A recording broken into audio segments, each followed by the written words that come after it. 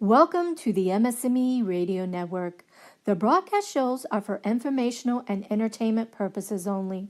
They are not designed to provide listeners with specific personal, medical, or counseling advice. Individuals with a medical issue should always consult their healthcare provider. MS&Me is not responsible for content of individual shows. The views expressed by show hosts or their guests are their own. Enjoy the show. Hey y'all, and welcome to Straight Up with MS and all its crazy little circles here on MS and Me Radio, brought to you by the MS Global Support Network.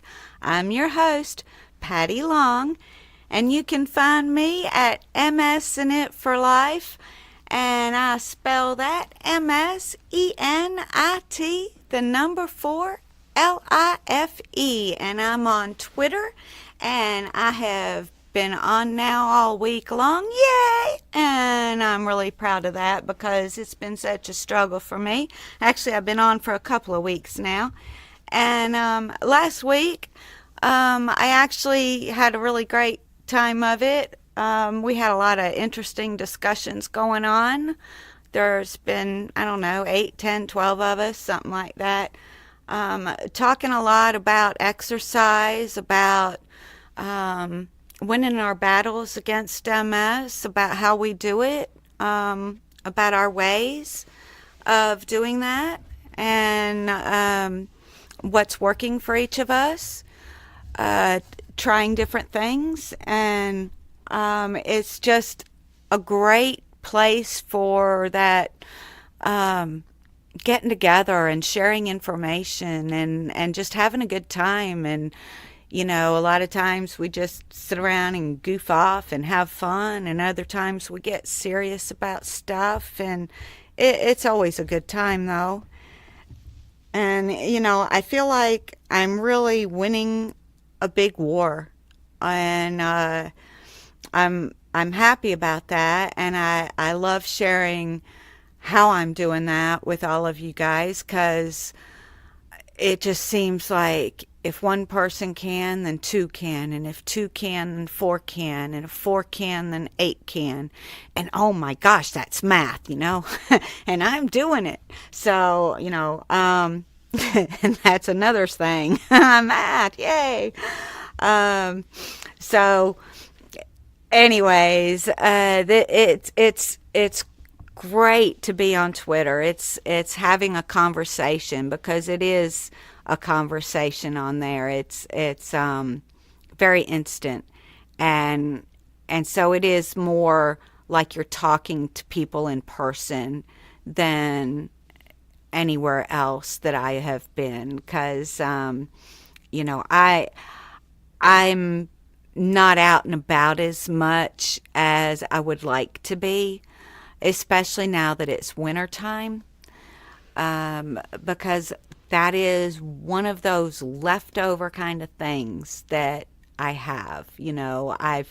I've managed to get rid of nearly all of my major MS issues, physical issues, I should say. I can walk, I can use my arms, I don't have any balance issues to speak of. Every now and then I have some dizzy problems, but I'm told those have nothing at all to do with my MS. That's a different kind of a leftover.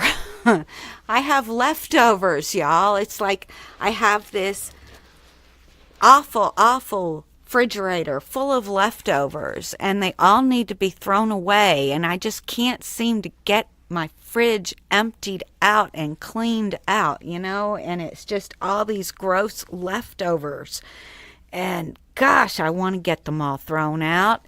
Can somebody please help me throw out the leftovers, please? But so anyways, I have solved so many things, but my temperature intolerance is one that I haven't. And it's not your it's not a heat intolerance, and it's not a cold intolerance. It's temperature change intolerance.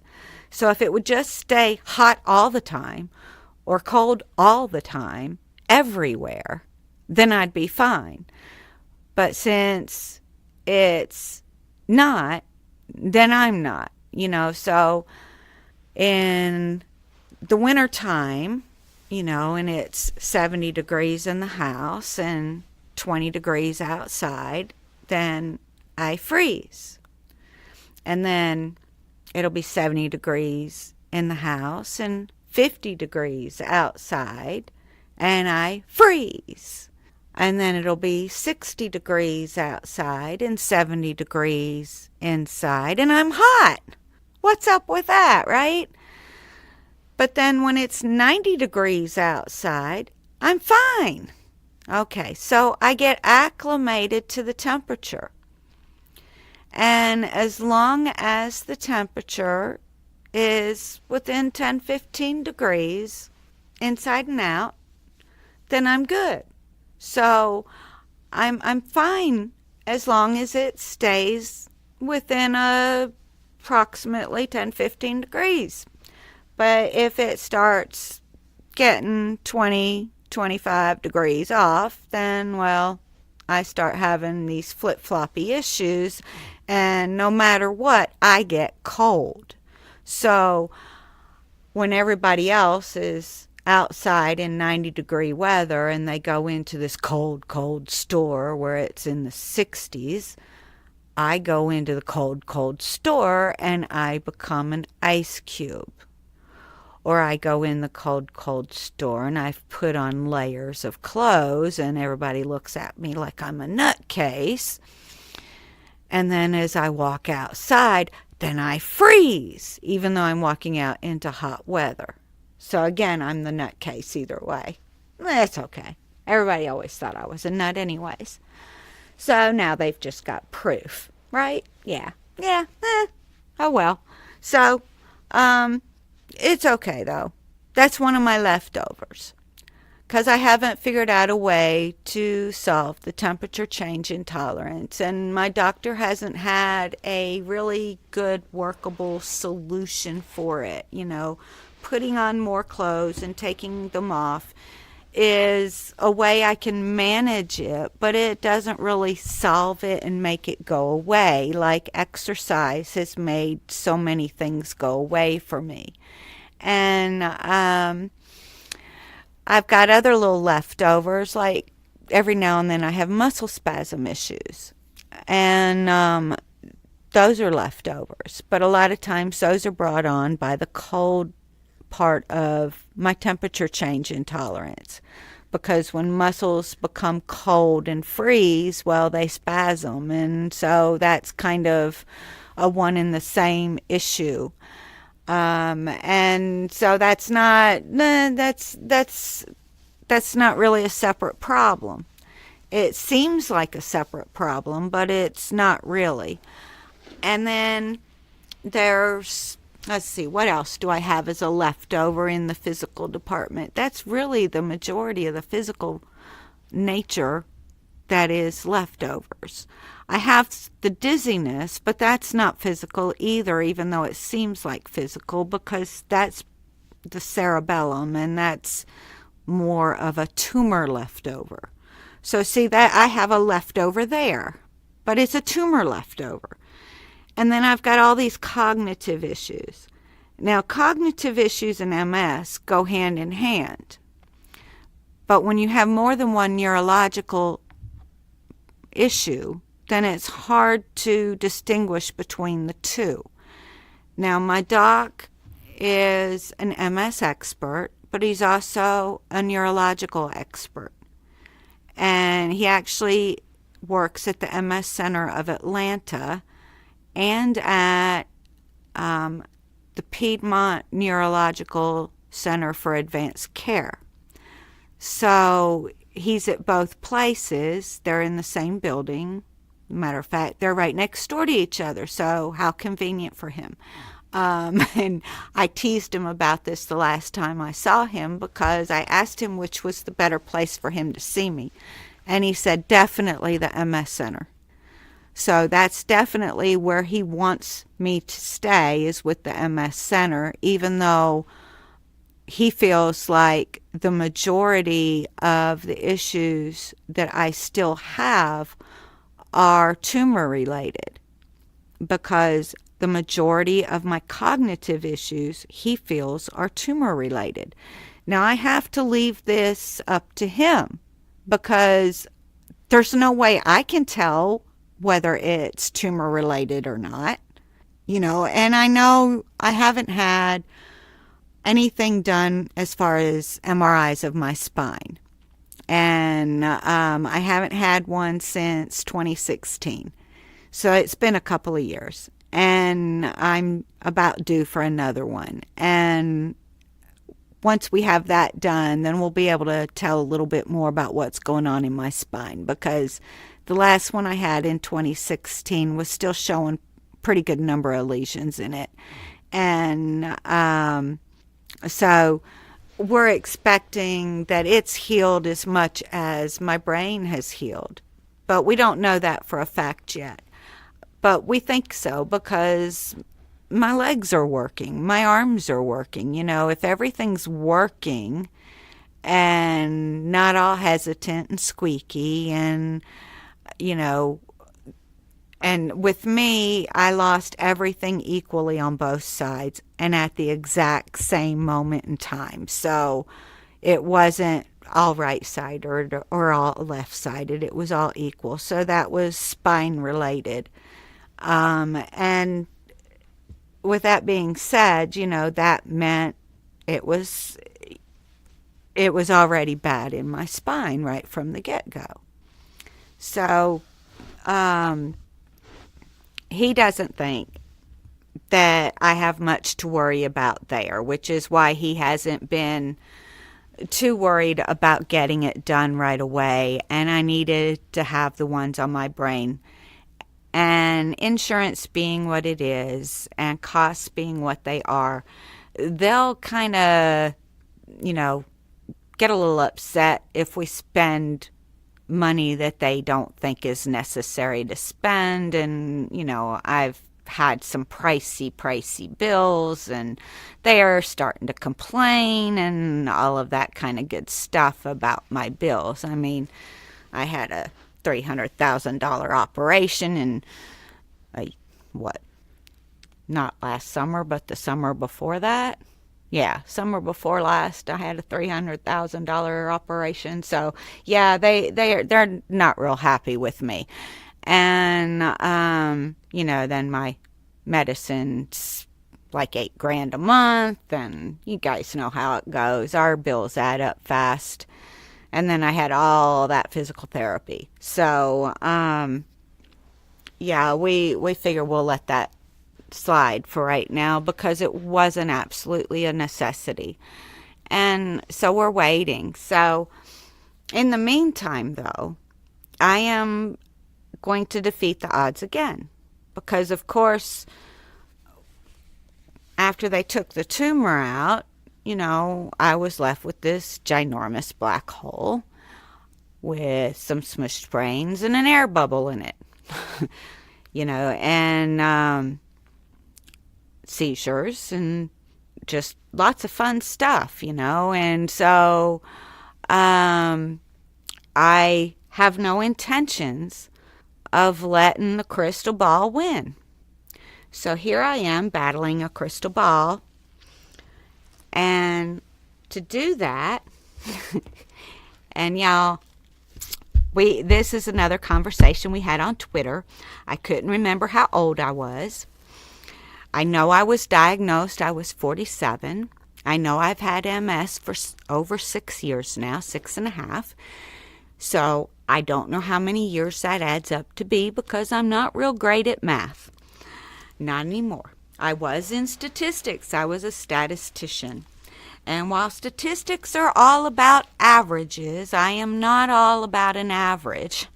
And I can't do the math anymore, which is kind of ironic. But I can't do the math myself anymore, so I can't tell you how old I am. But I'm an outlier. And the whole reason why it's called an outlier is because I am lying outside of the normal range. That's why I am considered an outlier. And we had this whole conversation on Twitter, and it just keeps kind of popping back up. I'm an outlier. Yes, haven't we said that before about what an outlier is? Yes, we have. We have. Isn't this an outlier? Yes, it is. It is. But anyways, if you weren't in the conversation, you might not quite get the joke, but I'm sorry. It's funny. But I've been I got for Christmas some really cool things to do. I had told my mom and dad that I wanted stuff to try and work on my cognitive skills because I'm going to be another outlier. I am not going to let this dang crystal ball win. So they gave me a 3-in-1 Lego set. I may have told y'all that before. And I got my first bit of it built. Now, this Lego set was for 8 to 12-year-olds. And I got the easiest one built. So I've decided that I am now officially 8 years old. Yeah, hey, I'm 8. So I've made it to 8 now, y'all. I've made it. I didn't think I was going to. I thought I was going to be just 6 because I was so frustrated. But after I started the new medication that I was given for my seizures, and it reduced the headaches an awful lot. I mean, it was almost like a miracle drug or something. It just like knocked them out almost. I mean, they were through the roof with an 8 being a normal day, and now a 2 is a normal day. So I can think a lot better. And so yeah, it was almost miraculous, the difference in my pain level alone. And I was able to finish it without the frustration and to focus, and my attention span was just like through the roof in comparison. Now, it's still nothing in comparison to what it once was, but it's much better. I only needed 3 cups of coffee this morning. I shouldn't say 3 cups of coffee, but 3 different cups to drink out of. I only lost my cup 3 times, gave up looking 3 times. So that's an improvement for me, y'all. That's an improvement. I'll have the whole entire top rack filled with coffee cups in a couple of days. And it's just me, So that's just kind of ridiculous, but that's the name of the game around here. And so every little bit helps. But I've got the Lego set, and I will be starting on the next level of difficulty on my Lego set. And that one, I'm assuming, since it's 8 to 12, and the first one, the easiest one I'm thinking was the 8-year-old level, and the next one being a 10-year-old level, and then the hardest one being the 12-year-old level. So the next one, if I can get it done, then I will be 10. And then I've got this Brain Games book that's a word search book. Word search, I can say the words. Word search book. Now, this isn't your normal word search book. I mean, there's a grid over here with all the little letters. But it's not a word search puzzle like you'd normally see. Most of the time you have a list of words, right? Well, that's not how this one works. This one I've got, and this is the very first puzzle in this book that I'm looking at right now. It's got the word danger. Okay, and from the word danger, I need to make up 5 other words by changing just one letter in the word danger. Just one letter to change that into another word and find that other word on this page. So I found, instead of danger, I found the word ranger. And then I found dagger. And then I changed danger to danker. And then danger to danged. And danger to dinger. And I mean, it took me forever. Now, I had 4 words to start with, each that would have 5 more words. So this thing took me, let's see, and I've got side notes in here. I've got 1, 2, 3, 4, 5 days that I spent working on it. And I didn't write down how many hours in those 5 days. And then the next one of these puzzles, I didn't finish yet. But it was like a crossword puzzle that is a word search. So you've got the crossword puzzle part of it, where you've got, Mel's spot, and then it tells you it's a 5-letter word, and you've got to think of a 5-letter word that answers Mel's spot, and then you got to look over here on your word search grid and see if the 5-letter word you thought of is in there. Well, I still haven't finished that one. I've got that word, but I haven't finished it. Now, the answers to these puzzles are in the back of the book, but you know what? If I'm looking in the back of the book because I couldn't figure it out, then my brain's not doing the work. And if my brain's not doing the work and I'm instead looking in the back of the puzzle, in the back of the book for the answers, then I'm not getting any benefit out of it. So it's better for it to take me longer and me to finally figure it out for myself and just to keep on going and take my time.